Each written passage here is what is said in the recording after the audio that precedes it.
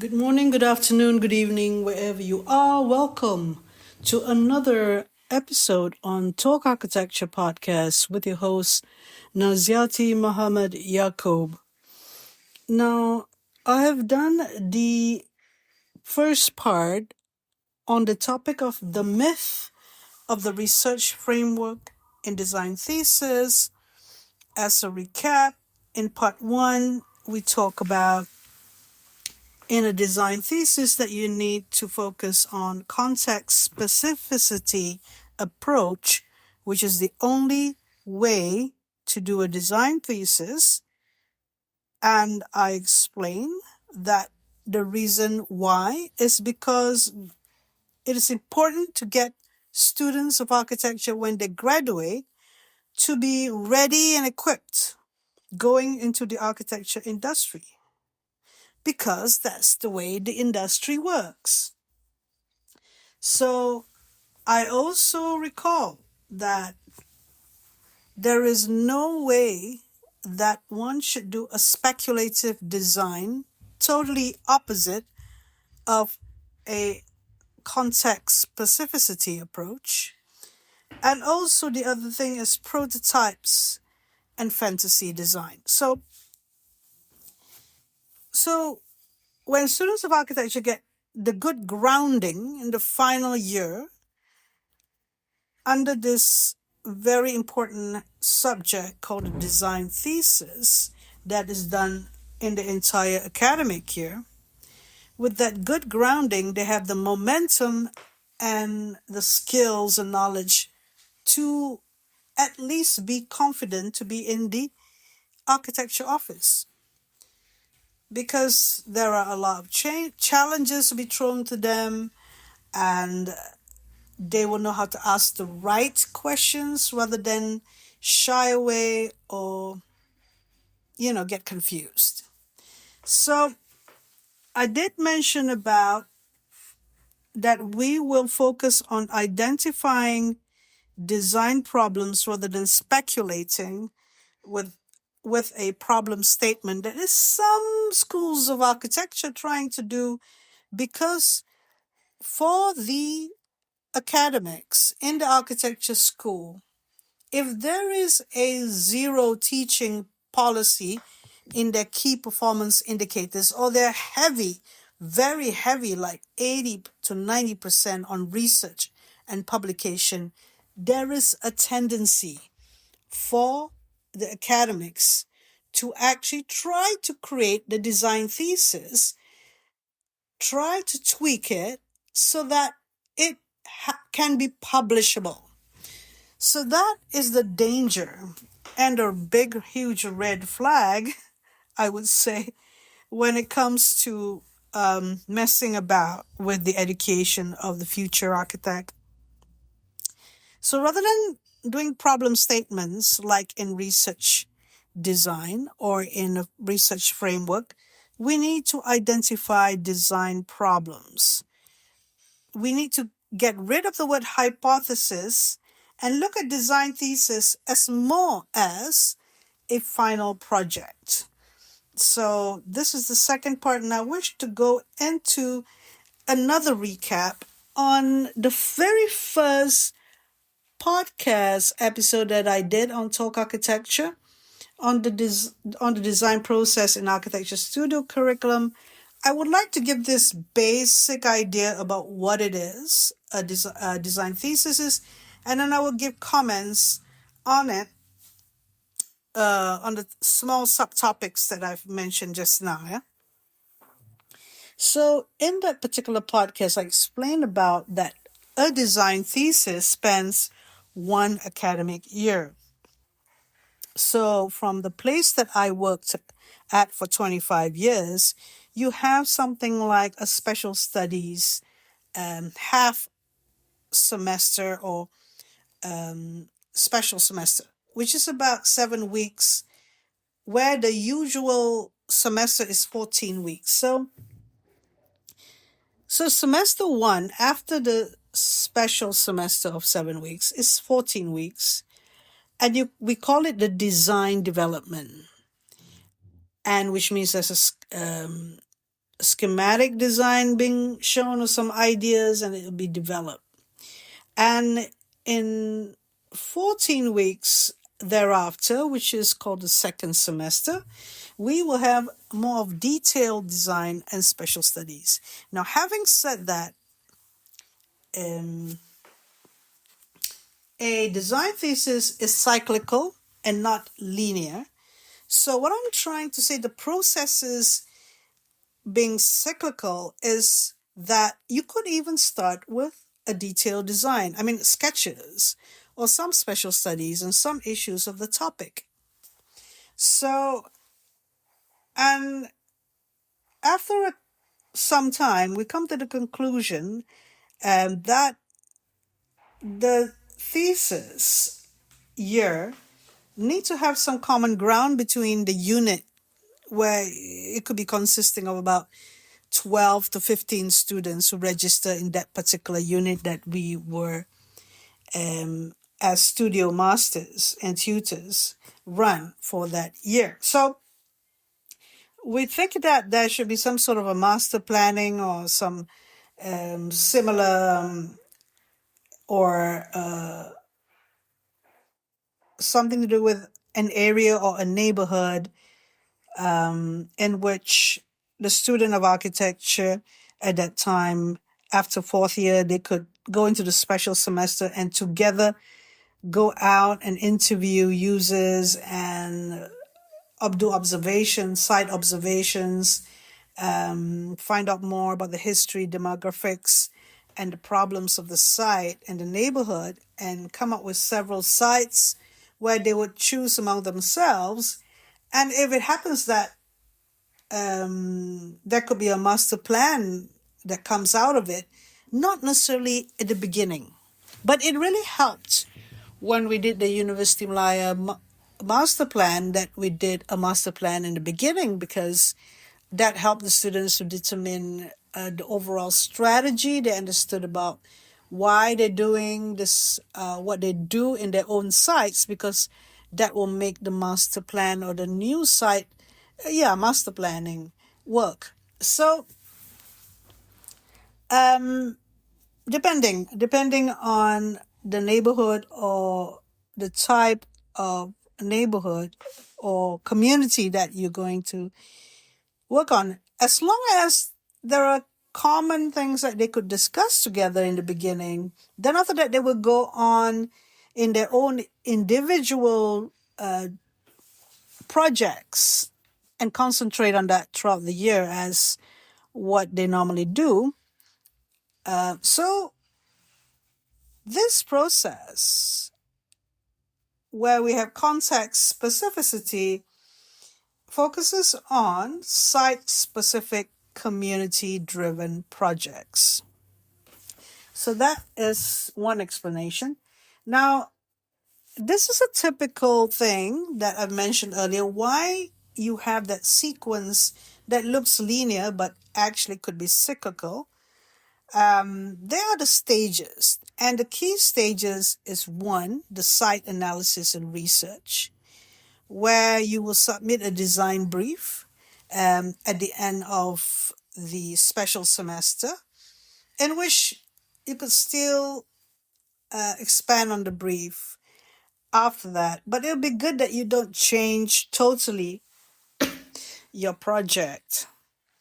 So there's some form of site analysis, both the group and the individual on specific sites, and the research on the topic. Just say you're doing School of Architecture or School of Engineering or Faculty of Arts, or a market building or a library or anything at all, a sports center. That is the topics that you need to go into. What is a market? What is a library? What is a sports center? And the Faculty of Architecture. What is it? And by those research, the research that they do is not the research framework that academics try to get the students to do, linking their dissertation that they do in the fourth year or the first year of the Masters of Architecture course, linking that to their design thesis. No. It's not that research. It is just research on the topic, and they could do observations. They, just in the market, they can go there and do sketches and see the buyer and the seller and the shall we say, the analysis of the circulation and the analysis of the vehicles that come in, the trucks and the refrigeration process. I mean, there's a lot to research on a topic, you see. So it's architectural. It's not, shall we say, um, I mean, if they were to do dissertation, they will have a problem statement, and it could be something that is nothing to do with architecture. Because you can't really do a dissertation research, having in mind a specific outcome, because there is different types of methodology, right? And then there are a lot of people doing surveys. I mean, the research they could be doing, I know some of the research is lighting in a church, and then they do a case study of a church. But the lighting this church, doing a case study in this church, does not help with their problems. I mean, the design problems, because that could be only one design problem, which is the lighting. For a design thesis, there need to be 10 to 12 design problems. And it could be many other things if you do a church. The community, how people come in, the master planning, how, it's relating to the next site. Another thing is, a very strong thing is symbolism in theory, architectural symbolism in the design of churches, and it depends on the denomination. And then you have to think about the user, the disabled user. So a research dissertation is concentrating on one thing, because the student can't do everything. They're not doing a PhD. They're just doing, shall we say, 3 months work, and they collect data with quickly in 1 month. So the real work is 3 months plus including data collection. And they have to do other things as well. They have design studios that make them do a high-rise building, office building, or housing, whatever, at the same time. So it is not a design process at all when you do a dissertation. And what outcome that you get is not usable for just say can do it. Is good idea to think about it, good reading for one design problem, but it doesn't say to you the solution for the lighting, for example. You just have an analysis based on some equipment, and then you display that analysis in the research dissertation, but that's all. It doesn't make you get an A or even any marks that's substantial for your design thesis. So I would like to highlight that design problems is different than problem statement. And so when we talk about research in a design thesis or a final project, it's to do in that 7 weeks, to do with some observations, some case studies on the building type. So if you were to do a church in 7 weeks, you do a literature search, you visit the existing site that you wish to do your thesis, and then you visit another church, and then you do an analysis of that church and other churches if you have time, and then you do an analysis of what? There's so many things to analyze. So, and it's not just lighting when it comes to the building type. So, what can you do in 7 weeks? So, the best is to identify the design problems, and it could be anything, like I said earlier, from accessibility, so design, to the lighting, to the symbolism in the church, to the neighborhood access, and links and a pedestrian and vehicular access, and so on. So, therefore, that's one of the key stages in design thesis, the site analysis and research, and that is not only on the research part of the topic or the title of the project, but also on the site, right? So the other stages. The second one is interpretation, where you have the site planning, strategy, schematic design, and come out with a viable scheme after a lot of crits, a lot of consultation. The third key stage is the design development. You can still do research and insert some of your research earlier into a detailed investigation using materials, passive design, or volumes. You can go into that depending on your building type. And then the last stage, the fourth, is the final output, which is a comprehensive set of drawings, models, presentations, and defense.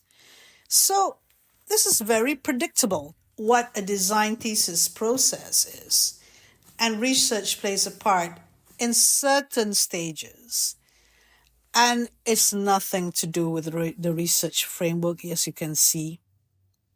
So what are the things that we do in a design studio? We have an in-person, face-to-face desk crits, group crits, industry consultants coming in, 5-minute presentation and 20 minutes feedback. So the skills the student needs to have is how to do a proper presentation, not waffling about, right, in 5 minutes. And they are so good at actually summarizing things and presenting in a way that the narrative becomes sharper. And that's some of the skills one needs to do in person crits. There's also online crits and using Zoom, where we can use annotation tools during Zoom. And so only not we're not able to do Zoom or online, the site visits and the user observations. And these are something that students need to be very clear at, because virtual reality is no substitute for real experience. So that's a quick one I want to add there with regard to what do we actually do in that year. I have had podcasts and blog write-ups on this before, on the road that other than the student, there will be the studio tutors and studio masters, and their role could be 3 different roles. They could be an expert on something, on environmental science or on community architecture or universal design or structural engineering, whatever.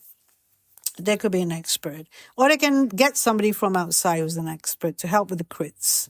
The crits, when it comes to detailed design, these experts are useful. Then you have just an overall architecture consultant, that the role of the academics and also the visiting critics and part-time tutors, who are usually architects from the industry, could give, this looking at the overall picture and touching on a variety of things that the student presented, even their presentation. And then you have the coach, which is generally what the academic tutors do. And I can imagine that if you have 0% on teaching key performance indicators to help you in university's tenure, you're not going to be investing yourself with crits with students of architecture. You do group crits, and they're very, very superficial and not helpful at all. So that is the problem with how also the university place importance on the architecture curriculum and what people actually do. So there are challenges in the studio, such as fluid iteration, meaning the feedback needs to be very fluid and constant, and help the student not to be stuck. So we can revisit analysis if schemes fail to develop well.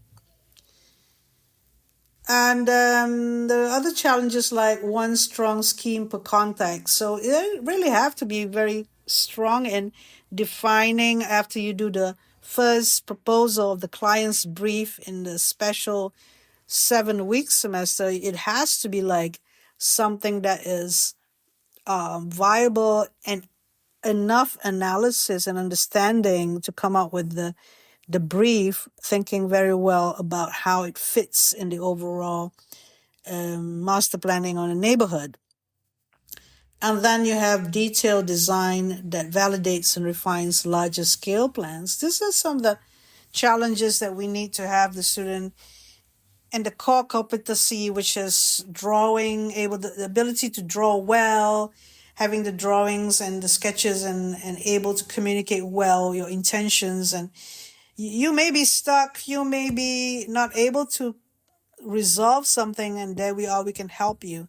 And that validating of the detailed design with the larger scale plans, such as 1 to 200 and 1 to 500, is a good thing. But nothing of this.